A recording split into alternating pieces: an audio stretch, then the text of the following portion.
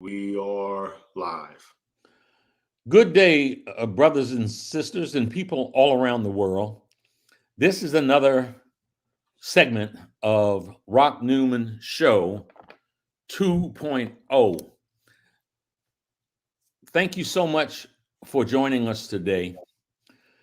It seems as if there is still much angst, much horror, much sadness over the killing a short time ago of Tyre Nichols in Memphis. I did a show recently where I attempted to deal with that issue and unwrap it from a sociological perspective. And the more I'm reading, the more I'm seeing, the more I've been thinking about this. Part of my outrage is where does this brutality, where does this violence, from where does it emanate? Why would five burly Black police officers Mm. beat so severely another slightly built brother that they would kill him? And so today I want to deal with it with the Minister of Wellness, Nathaniel Jordan.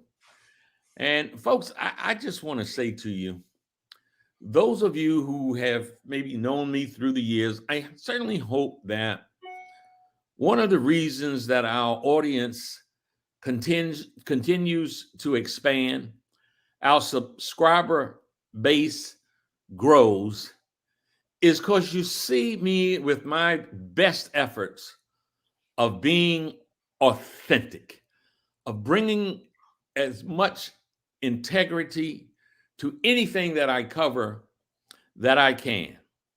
And in that regard, I want you all to hear the words of the Minister of Wellness, Nathaniel Jordan, and to heed those words. This is a brother who has been in the valley.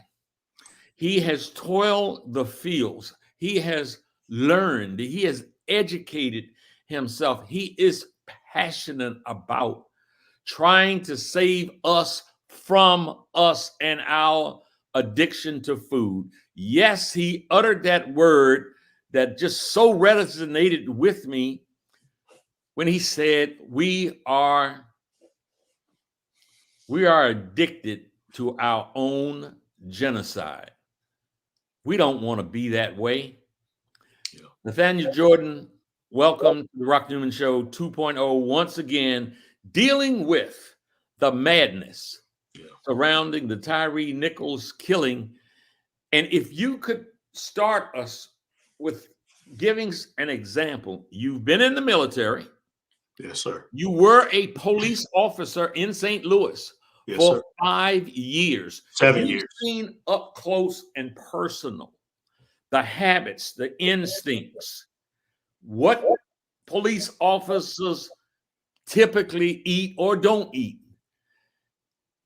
Would you suggest that some of the violence that we see from police officers has something to do with their diet, with their nutrition, or lack thereof?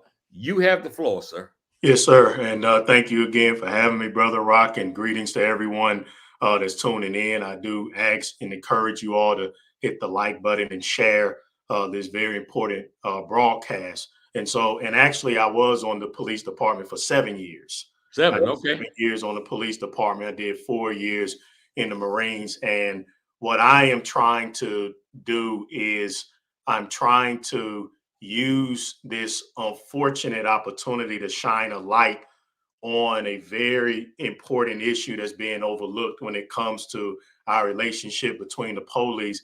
And that's the fact that, and that is the destruction of emotional stability through what we eat. And what is so sad, Brother Rock, is that So many of our people have such a bloodthirst for the things that are destroying our brain that I seen in a recent video, just in the clip when you asked me in December about this same issue. And almost an eerily prophetic type of question, because you even said, you're like, they ain't all black, white, they ain't all white. Yeah. And then unfortunately, less over a month later, we have this situation where clearly they weren't white people. And so there was somebody in the comment section that was asking, that was saying, well, why don't everyone commit violence that are eating junk food? And the problem and the problem with that question is that, first of all, no one is stating that this is the sole cause. What we are talking about is the foundation. Listen, you can do a lot of things. You can follow a lot of principles, as you know, brother Rod, you're living witness, and you can become rich. But if you don't have the foundation of health, you're gonna be taken out of here. And there's not a amount of money in the world. So again, when you talk about black economics, let's talk about that foundation, because your health is your first wealth. And when we're talking about emotional instability, a propensity for violent outbursts, the ability to control yourself in a stressful situation, to stay calm, those are capacities that are controlled by our brain. And whether we like it or not, our brain is fueled by what? By what we eat. So yes, everybody won't become a killer, but you know what? Mental illness is a huge problem in this nation. So yes, depending on who you are and your circumstances, you might just suffer from depression. You might just suffer from anxiety. You might just kill yourself. But then other people, they might stump somebody, and then other people, they might kill somebody. So this is the foundation. It's just like the Satanic American diet. One person might get cancer, one person might get heart attack, one person might get diabetes. But it's all from the root cause, and none of those have to be. And just like what we eat can create those chronic illnesses, it is foolish to because just because you're addicted to cheeseburgers and fried chicken, to try to push away the issue that, just like the heart, the brain is also controlled by what you eat, and our brain controls all of our emotions. So I wanted to state that as a foundation of what we're talking about here. So Nate, I would ask you, especially given that you were on a police force for 7 years, and frankly speaking, there's a correlation between having spent 4 years in the military to being a police officer.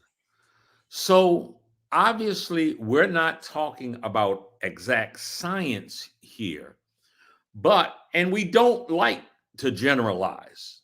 However, having been on the force for 7 years in St. Louis, having been, in the street, in the car, in the substation, what is, if you can answer this, if you can answer this with any degree of fairness, what is do police, somewhere I heard you say or read, I read something you wrote and others about the propensity for police officers to be grab and go eaters.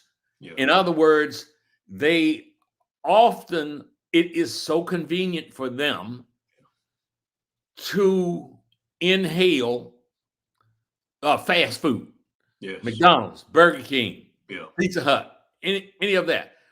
Is that fair that Yes. you Yeah. see Yeah. much of that, or too much of that? Horrible eating style. Horrible eating style. Most fast food restaurants give police officers free junk food, give them free pizza, hot dogs, candy, cookies, crackers. And me, I know that I was able to control my emotions a lot better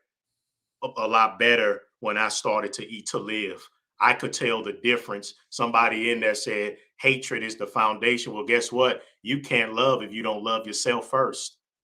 See, there's nothing that we can talk about trying to escape. We so badly want to escape what we put in our mouths, but you can't escape that. If you want to learn how to love somebody, first learn how to love yourself. And the first form of self-love is how you treat your body. And how we treat our body with love is through eating correctly and having care for animals and so forth. But yes, police officers, the diet of police officers is horrible. 80% of all police officers are overweight, obese. And then in the military, it wasn't as much obesity because they did stay on us to work out a lot. I was in the Marines, and the Marines had, when I was on, the Marines had very strict standards when it came to weight. However, the eating was still trash. And let me state this, that the American diet has been garbage since about the 1910s and 20s when they starting with the frozen foods. And then even during times of slavery down south, most of the a lot of the racist whites down there was suffering from a vitamin deficiency that was known to contribute to an even worsened state of violence and horrendous behavior called pellagra. And this was talked about on your show a few years ago when you had Dr. Joe Furman and Brother Robert Phillips that came on there and talked about the malnutrition that's been existing in the satanic American diet almost since the inception of this nation. Nate, you use that term, and I've heard you use that before. Satanic American diet. There are some folks that would be running around waving the red, white, and blue and singing the national anthem and America the Beautiful that would think you'd have bumped your head and lost your mind talking about satanic American diet. Let's be very basic for our viewers. Describe what you call the satanic American diet. The satanic American diet, the first of all, is mostly composed of meat. And the meat comes from animals who were tortured and brutalized in a state of slavery their entire lives. And that is wrong. And it's evil how the meat industry treat these animals. These animals are suffering from mental illness. They're suffering from chronic diseases. They inject them with thousands of toxic chemicals. And then when they die, a lot of times they kill them while they're still alive with the disease and the blood in them, and they pump them with a bunch of chemicals and salt, and then we consume this monstrosity. That's 60% of what Americans consume on a daily basis. Then the other 30%, so that's satanic. You don't torture and butcher animals. If most of us who have even an inkling of compassion saw where our meat was coming from, that will go a long way in helping people overcome their addiction. It's just that we don't see it. So we have a detachment from it. Nate, that description, and I've got to ask you and the viewing audience to pardon me for a moment here, because I just had what is now an ugly flashback to something that as a kid I looked forward to. It was a tradition in rural Brandywine, Maryland, where I lived. For those of us whose parents sort of lived off the land to a certain extent, we did not have a farm, but we raised chickens, hogs, and what you just described gave me a horrifying flashback. Let me explain, please. And look, if you got some kids around, you don't want to hear this, audience, maybe turn the sound down or something. But I want to explain something. As Nate is talking about how the animals are so utterly traumatized, the way that they are led into slaughter. So I would be the person that had the bucket of slop or corn or what have you. There'd be a half a dozen big hogs, big 3, 400-pound hogs in the pen. There's a trough. You have to do it in the shape of a V because they got the snout. And I would pour the feed, the slop, or whatever it was, and the hogs being so utterly greedy, they would put their heads down and they would go for that slop. They would go for that corn. They would go for whatever was being poured in the trough. And Leroy Savoy, a marksman, absolute marksman with a gun, he would shoot that hog in the head, attempting to hit his brain. Oftentimes, he was right on point. The hog would fall over and tremble and quick and kick his feet. The other hogs were so greedy. They didn't saw their brother or sister get shot. Leroy was also the one who would jump in the pig pen with his boots on and finish the slaughter by cutting the pig's throat so that the pig would bleed out. Yeah. The thought, and I've done plenty of it. I've had plenty ham sandwiches in my life. I've had plenty bacon in my life, and Lord have mercy, that hog freshly killed, and they go in and shave all the hair off of it and cut it down and pull stuff out and get that sausage.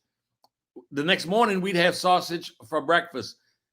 In terms of how our taste buds were developed, that was some mighty good sausage. To hear you talk about the trauma and what must be the terror of these animals, and whatever it is, every animal has flight or fight symptoms. What must course through their veins, through their bloodstreams, in their intestines, it must be just rampant poison.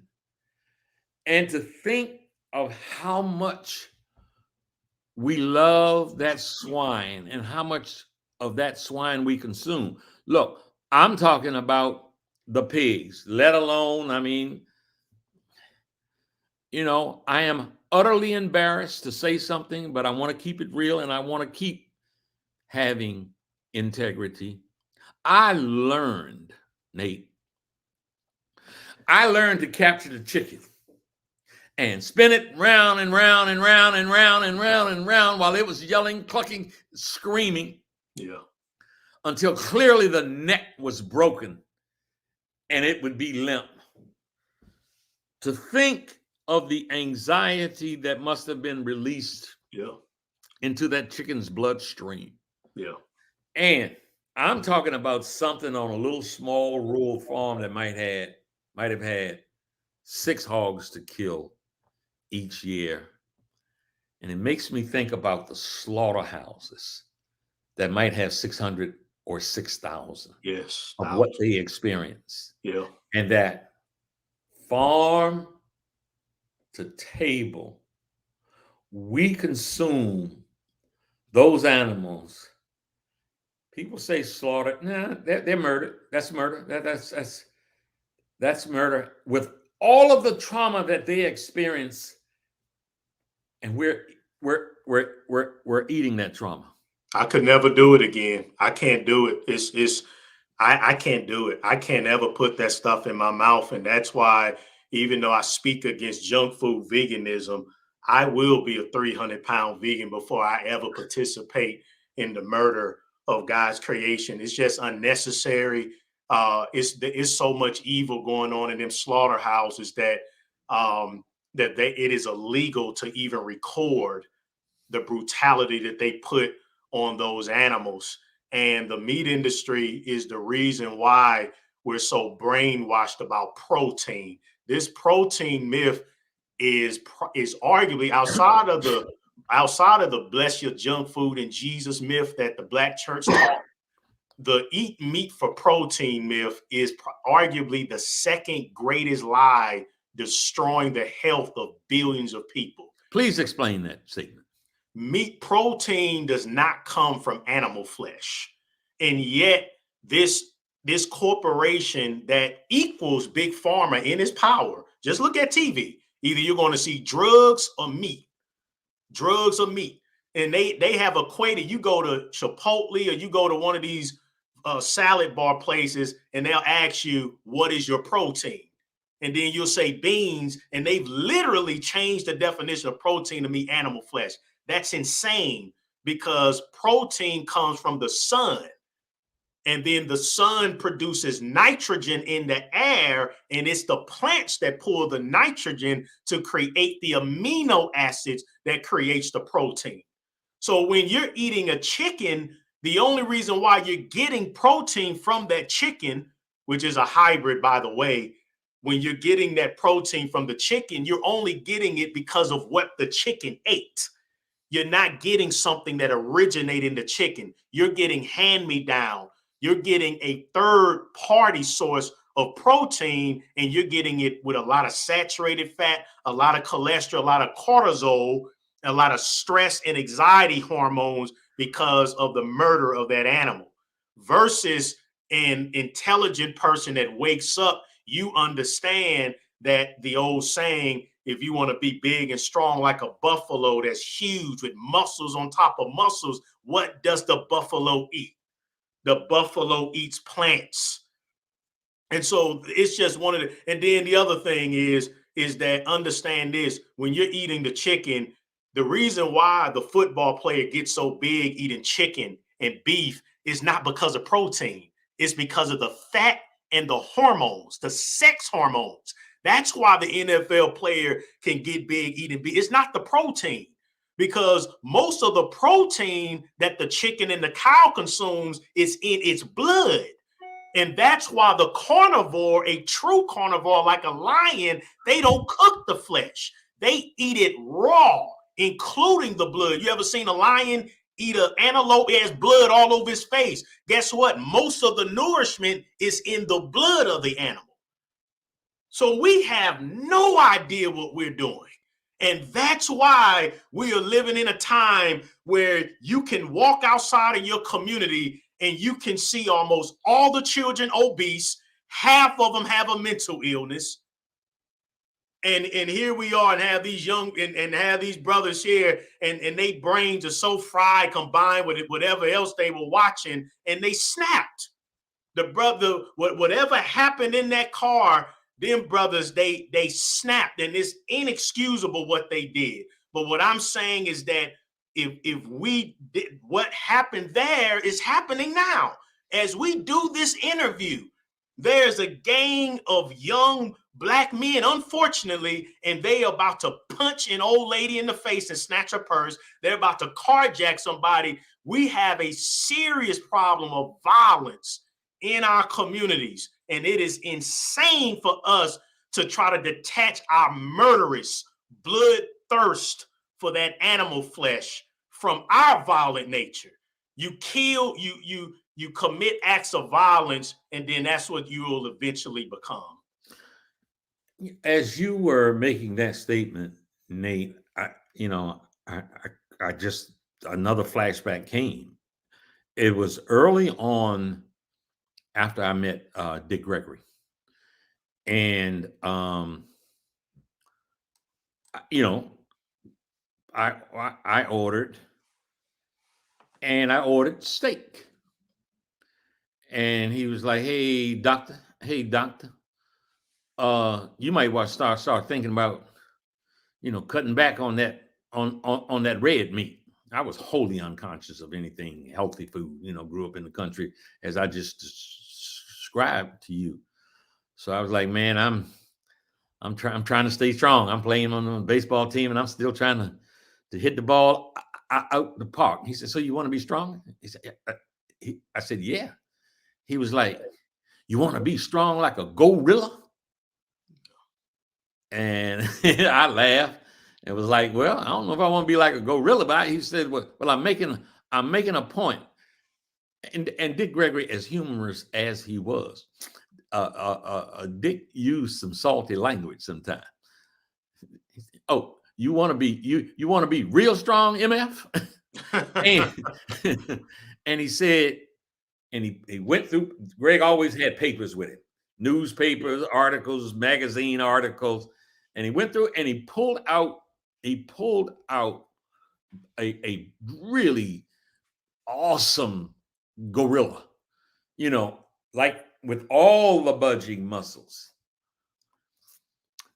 And he said, this gorilla eats grass, eats leaves, eats plants, ain't never had a hamburger in his life, ain't never had a hot dog, ain't never had no fried chicken in his life. And that was a powerful image. And this addiction that you're talking about, even when we become enlightened in a cerebral manner, it is still hard for most to get away from it. I want to go back to those police officers for a second because I recognize something I haven't heard this much talked about.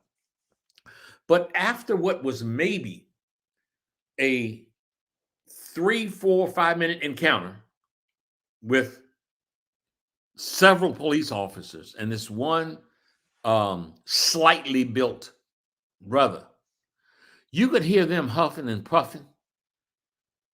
They were so much bigger, but they were so like exhausted, just exhausted.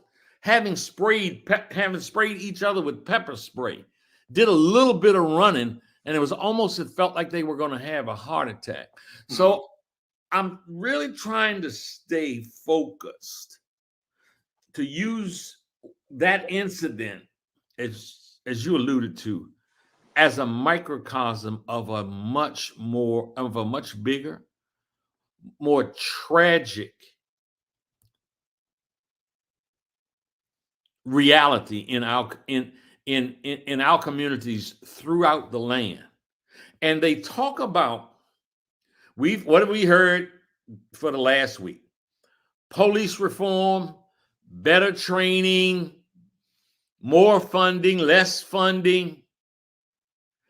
I've heard one mention of nutrition.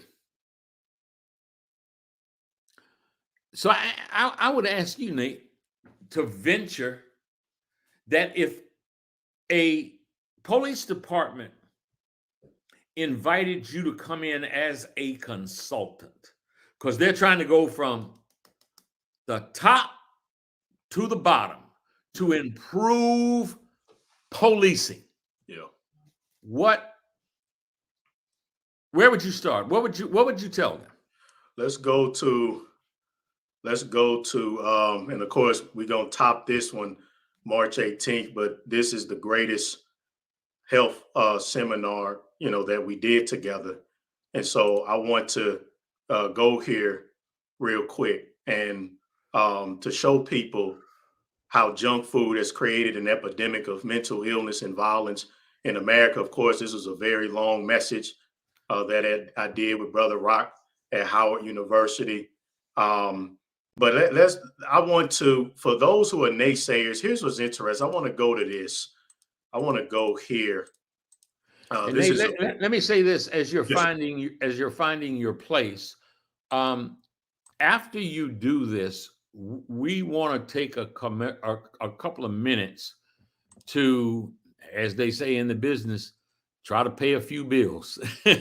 So, we've got a couple of announcements. You just mentioned March the 18th.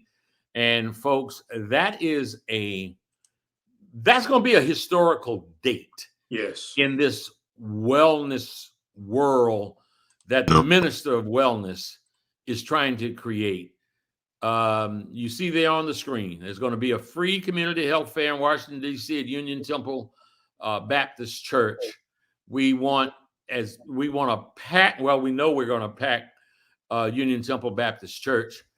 And if by some chance you can't get there, it will be live streamed, where for a donation, you will be able to see everything that's going on and hear this message that the Minister of Wellness now has spent over a decade crafting, cultivating, and trying to deliver to the masses out of a love for our people. We certainly invite you to be there. And again, if you can't be there, it will be live streamed.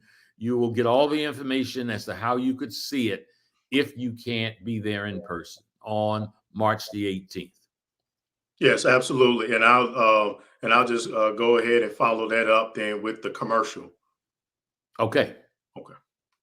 Rock Newman Show 2.0 present free community health fair and seminar Saturday, March 18th, 2023 at Union Temple Baptist Church, Washington, D.C. RSVP before we reach capacity, dmvhealthfair.eventbrite.com, or click the link in the description box. If you can't make it in person, no worries. You can purchase the live stream link by visiting theministerofwellness.com under healing services, or once again, just click that link in the description box. Calling all potential vendors, sponsors, or volunteers, please submit a contact form via theministerofwellness.com or call 888-847-8026. That's 888-847-8026. It's high time for a health revolution. All right. And so we look forward to everybody that can that's able to attend, and the ministerofwellness.com, and it has all the information. And we do have a few spots available. If you all want to be a vendor, let us know. And I do want to proudly announce that Dr. Ruby Lathan will be having some delicious food. So come prepared to eat and support her. She'll be coming. So we are excited that we have us a healthy food vendor, and I definitely look forward to trying out. People love Ruby's food. And so I wanted to come here to this part for the unfortunate naysayers. I want to start here in this slide. Now we're going to talk science. People love science. Now the Minister of Wellness Ministries, as you and many in the chat know, some might not know, we do revolve most of our teachings around the scriptures. I do a lot of speaking in churches.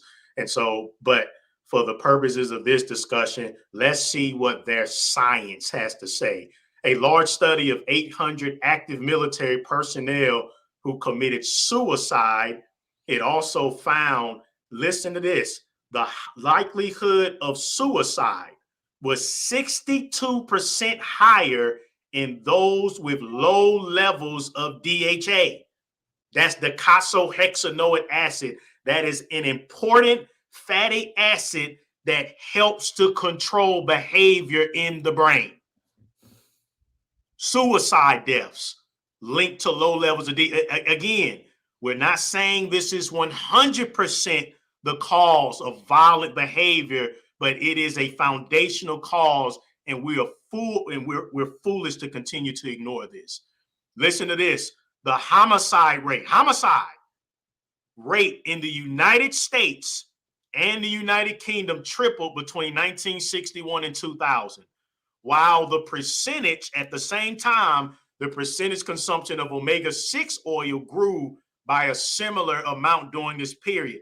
The National Institute of Health compare homicide rates. Listen, I want you all to pay attention that the government has already studied the link. While we're sitting here fighting because we're food addicts and we want to eat our fried chicken and we don't want to talk about self-responsibility and we just want to blame it on everything else except the things that we love because we love our own genocide, the government has already compared homicide rates versus oil consumption between 1961 and 2000.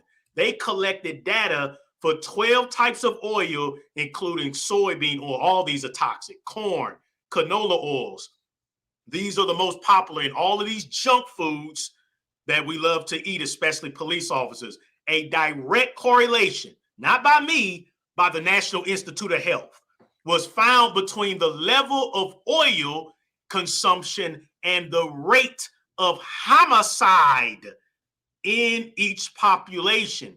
They also found that deficiencies in EPA, eicosapentaenoic acid, and DHA are also associated with lower intelligence, poor school performance, aggression and hostility, depression and suicide, memory loss and cognitive decline, brain shrinkage and dementia. Brother Rock, my question is, if the government has already conducted a study 23 years ago where they have known for years that fried processed oils are linked to these type of behavior maladies, why are we not hearing about this with all of the focus on mental health?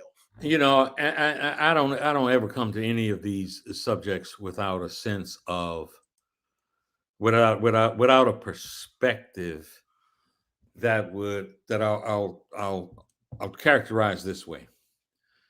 If our country, and I'm not just talking about our community, I'm talking about universally in this country, if we were having, if we found a foreign power that was coming into our communities and giving a shot or allowing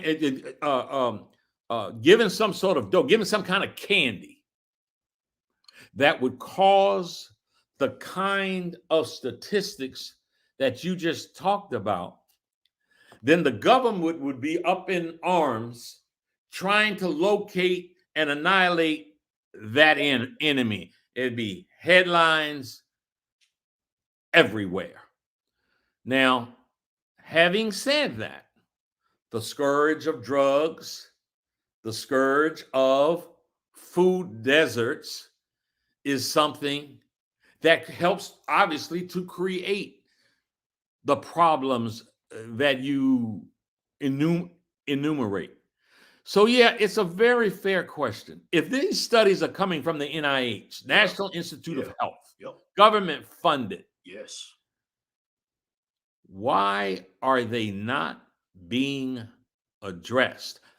I asked that question for the floor and to you, Nate, specifically. It's not being addressed because it's big business, because of the power of the psychiatric industry. If the psychiatric industry, if they knew that by simply just get rid of fried foods, how many people would go out of business? If this study that I just named that came out, they analyzed data from 1961 to 2000. So we're talking about 23 years the NIH has been sitting on this information that I just gave. We're talking about millions and millions of people that would lose a lot of money. This is a nation that unfortunately capitalizes on everything, even if it's to the destruction of others. And so it's about money. It comes down to the love. It comes down to the love of money. It comes down to the love of money being the root of all evil. So if they declared, Brother Rock, if they said, okay, we're in a state of emergency, no more fried foods, we're talking how many millions of chicken shacks are out of business? People who fry the chicken, people who grow the chickens, murder the chickens. I mean, we're talking, what about the psychiatrists? What about the prisons that house the people that commit these crimes? We're talking about billions of dollars. We're talking about utter chaos if Americans started to eat healthy. It will cause chaos. And isn't that sad that the stability of this nation is caused by people's instability? And eventually this house of cards has to fall. Eventually this house of cards has to fall. You know, there are so many, there's so many political systems, you know, communism, socialism, democracy, so-called democracy, and the rest. But I'll tell you what, here's something that can't be, I don't think it can be legitimately debated. And that is, we live in a society that absolutely cherishes and places profits over people. Yes. And those who make those profits select and elect governmental leaders, political leaders who do their bidding, that as opposed to putting forth policy that attempts to reverse this tragedy that's as bad, in my opinion, as it has ever been. I'm talking about the health tragedy. Yeah. As opposed to having folks that would run on that kind of platform, run on a platform. You know, we haven't even gotten into something my granddaughter, you know, who wants to save the earth. She's been a vegan for a good while now, but talked about the carbon footprint that's created by slaughtering all these animals and how that contributes to global warming. Yeah. Didn't come on this show to do a doomsday dummy, but we're living in a tough time. And part of what I hope that a program like this does, and a voice like yours brings, Nathaniel Jordan, is to just, if we only change one life at a time, you know, if that mama out there hears this, we might be able to change 4 lives at a time, because maybe she'll tell her 3 babies. Yeah. You know, hey, we got to change our ways. We've got to turn this around. Not to do so is to be complicit in all of the negative things that we're talking about here. So, Nate, tell that mama that's sitting out there, tell the dad who might have just come in from his construction job, you know, man, give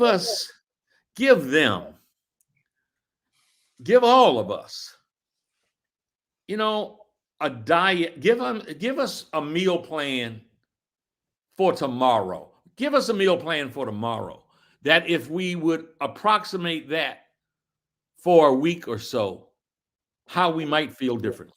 Give us a meal plan for tomorrow. And look. And one of the things is, I think it's foolhardy to think that you can give a plan that doesn't have some element of tasting pretty good. So give us a meal plan for tomorrow. Well, I'm gonna give you something that tastes real good, that's sweet and soft, and that we all grew up loving, but then we were forced away from it, and that's fruit. Who doesn't love fruit? Who doesn't love the taste of a ripe peach, or the taste of grapes, apples, nectarines, oranges, clementine? I know my audience. I know my audience's demographic. And don't leave out watermelon, brother. Yes. Yes, watermelon. Watermelon is red, and it's excellent. Anything red is excellent for the blood. And so there we go. King Will Pearson, citrus, fruits, berries, and melons. You don't get no better than that. Since I put my sons, my 9 and 11-year-olds, since I put them on all fruits, I don't hear no complaints. When I was trying to force them to eat salad, they was fighting it. And now I have to keep them away from the fruit. So you can get all your sugar and your taste that we're naturally designed, all those beautiful colors and those fresh fruits with those phytonutrients and that natural sugar, which fuels the brain. And what will it will do is it will allow your brain to function properly. It will provide your brain with the correct type of sugar it needs, the correct type of omega-3 to omega-6 fatty acids. So it's as simple as that. You don't have to cook. You don't need fancy recipes, and you don't have to worry about how much or how little you're eating. You don't have to count calories. Just consume fruits, grapes, You know, citrus fruits, berries, and nuts. I remember back in 2018, you you suggested that I really do a lot more plant based. In the perfect world, all plant based. And I looked at you like you had horns on your head, and a tail, and a pitchfork. But I did that. I did that for a period of time. One of the things that allowed me to do it was, and you said, as best you can, stay away from sugar. So, okay, well, I like honey mustard. I like Thousand Island dressing. And brother, you talked about you gave me and you gave my wife a recipe for homemade salad dressing. Yes. It was nothing short of phenomenal. Can you touch on what one or two of those might be? Yeah.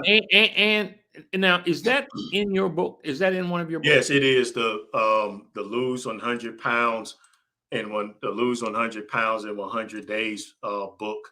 And I'll go to the website. Yes, anything red is good for the heart. For those of you all watching, I do want to remind you to make sure you subscribe to my YouTube channel, the Minister of Wellness YouTube channel. That's very important. See people asking questions about, because I have very detailed videos on the Minister of Wellness Ministries. But yes. And don't forget the Rockster over here on the Rock Newman Show. Yes, 2.0. of course. Subscribe, Yes. like and subscribe also. Yes. We need your help. Yes, please like, share, subscribe. And then, of course, if you're watching live, we do have option here on the Rock Newman Show 2.0 for donations, because we're solely sponsored by you all. So we appreciate that, family. So yes, sir, in my book, so I used to do an all fruit salad dressing, and that's the only reason why I was able to eat all of that kale salad back then. These days, I prefer the juice the vegetables because of how hard it is to chew the roughage. But when I did, the only reason why I was able to eat that big old kale salad is because, first of all, I will put apples in it, and I will put mangoes in it to sweeten. Yeah. And then also, my salad dressing was pineapples, oranges, balsamic vinegar, and almonds, and I would mix that together. So it was the fruit, the mixture of the fruit. And then your wife actually made a different version. I think, if I remember, it was like papaya and something else. Yeah, man. Yeah. I was sneaking in there, pouring a little bit of the salad dressing in a cup and throwing it. Yes, there you go. Yeah, we're designed to one fruit. Even we got brother Avis tuning in. He said, enjoying some fresh sliced pineapple and blueberries right now. Folks, if y'all don't know who Avis J. Savista is, my Lord, my Lord, he is the backbone of the Rock Newman Show 2.0. And actually, man, I'm pulling Avis J.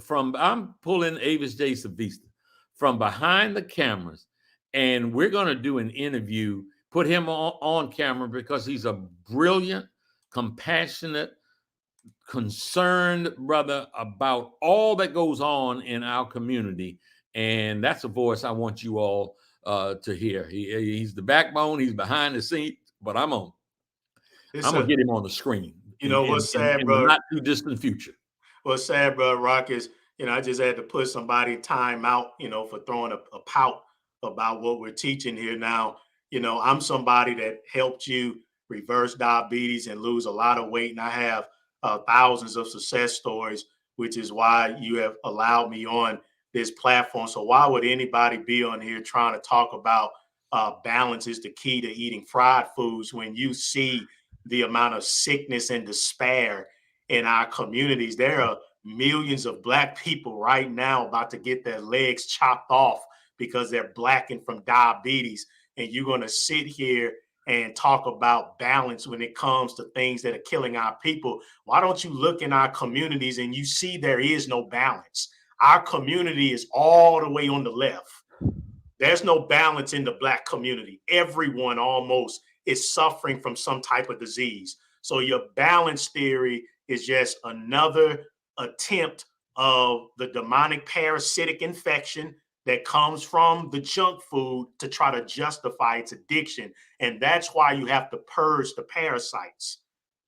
if you don't get rid of those parasites by using clove oil, wormwood oil, and walnut and black walnut seed oil, you will continue to have your subconscious brain playing tricks on your logical mind, going against a life message. Even if you feel that way, why would you want to come on a public platform that could possibly help save somebody's life and speak your dissensions when you have healed no one and can't even heal yourself?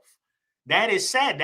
That is the obstacle and the frustrations that I face as the minister of wellness, Brother Rock Newman, knowing that if I had a message that was 100% focused just on what the white man is doing to us with my gift of speech, I would already be getting paid $200,000 per speaking engagement as the top speakers do. But I can't do that because I know that this is the genocide against our people. But unfortunately, because we have embraced that genocide, I receive a lot of resistance from our own people. Well, I heard someone that we all know. His name is Minister Louis Farrakhan. Say one day, if you want to know what Jesus went through, step out and try to lead in truth and in sincerity and dignity. Pick up the cross, pick up that cross, and you'll understand. So, man, I certainly hope that, and I know I don't even have to hope, and I know it. I know your commitment and your strength won't let any of those kinds of criticisms deter from what you're doing. Here from what I do, I invite everyone to give your comment. Give your comments on this show. We can agree or disagree. We're going to attempt as much as we can to never be disagreeable, So, Nate, we're coming to the end here. So if you wouldn't mind sharing, just kind of wrapping this up, taking it back to where we started, giving honor and paying tribute to the Tyre Nichols family, who died at the hands of some brutal, look, I'm going to say deranged. Yeah. Deranged means crazy as hell, violent as hell. Hands of some police officers who embrace what has been forever the culture of policing in this country that was started as slave catchers. And again, I want to give you the last word as we wrap up here, Nate. The last word is that we have to address this elephant in the room, that this, unfortunately, this increase in violence that is just symbolic of what's already going on in this nation on too much of a large scale, and that we cannot ignore what the government agencies have been doing for over 20 years. And I do want to conclude this with, again, I went over a study by the NIH where here are some other studies where they went inside of prison, and prisoners whose diets were supplemented with vitamins, minerals, and essential fatty acids had 26% fewer reports of antisocial behavior incidents. These was also similar findings at a high school for troubled youth when they removed the candy and soda, this is what police officers consume on a daily basis. Their negative behaviors such as vandalism, drug and weapon violations, and suicide attempts became virtually non-existent. And since 2009, behavior psychologists have been stating that the nutrition violence effect is obvious. Get rid of the sugar, highly processed foods, and improve the diet. Again, we're not saying that this is the sole cause of what happened to Brother Tyre, and may he rest in peace. And our sincere condolences to all the family, friends, and loved ones. No one is saying that. And our condolences to all who are daily victims of the brutality of the police and us on each other and so forth. But what we're saying is that the science, whether our food addiction likes it or not, brothers and sisters, not even economic hardships, parental attitudes, education, white supremacy education, and personality traits early in life, not even those things combined show as strong a correlation with adult violent crime as did eating junk food. Nate, you used a phrase. You said we got to address the elephant in the room. I'm going to take the liberty to try to expand on that. We got to deal with the devil in our midst. And that's all that you've been talking about today. What we're eating, what we're not eating, our lack of nutrition, our being addicted to our own genocide. Folks, I hope you've enjoyed today's program. As we said once already, we're able to survive by expanding our reach. We expand our reach by you clicking the like button, by you clicking and subscribing to these shows, and we will continue to stay committed to trying to make a positive difference throughout our community and the world. God bless you, and thanks again for tuning in today. God bless everyone.